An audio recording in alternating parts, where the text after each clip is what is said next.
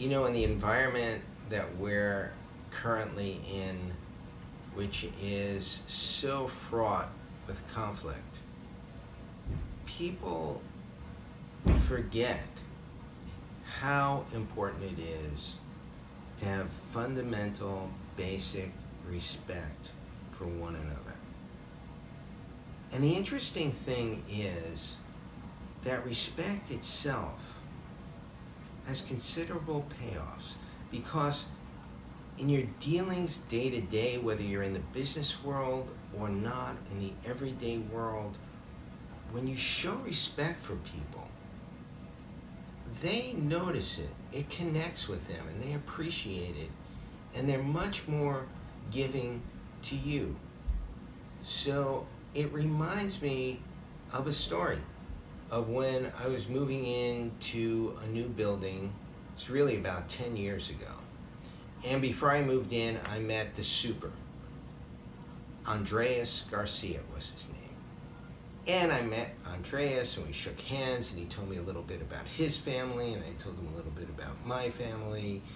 And he seemed like a nice enough guy.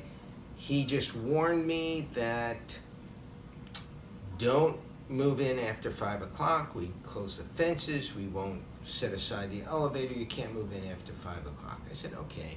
And we shook hands, and wouldn't you know it, the day that I moved in, my movers got there late.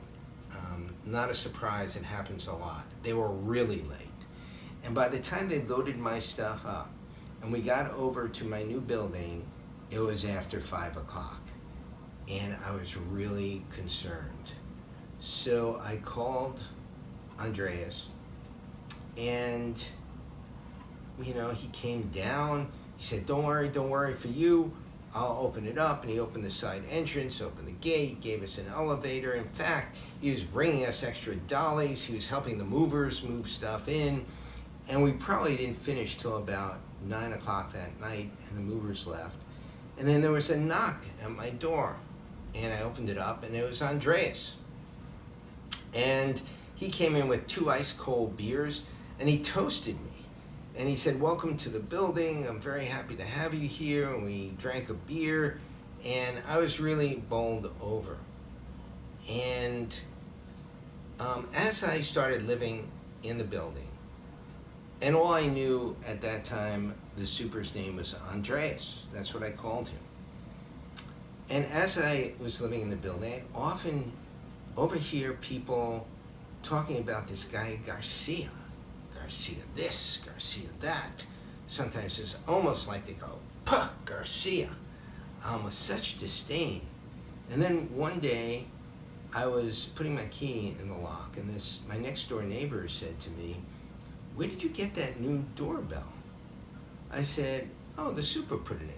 She said, the super put a new bell in for you? I said, yeah. She says, who? Andreas, I said. Andreas? She said, you mean Garcia? I've been asking Garcia for a new bell for a year, and he's not giving it to me. I said, oh. I said, well, that's nice. So then I put it together. It was Andreas Garcia.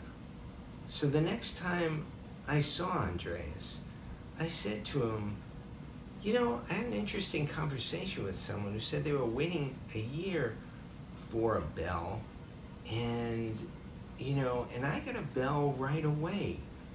And you've been very nice to me. Why am I getting such good results? Why am I getting such good service? And he turned to me and he said, because you treat me with respect. When people treat me with respect, I treat them the same way, and I appreciate it. And it never even occurred to me that I was treating him with respect. It's the way that we should treat people in all spheres of our life. But the interesting thing is that when we do, we get so much back from them. So by giving from the goodness of our heart, from being respectful, by recognizing these things, these little dignified actions in our interactions with people, it comes back to us tenfold, 100-fold. So as you go through your life, even if you're in a really angry mood, think about, how can I be my best self? And how can I show this person a little bit of respect? Because they'll appreciate it.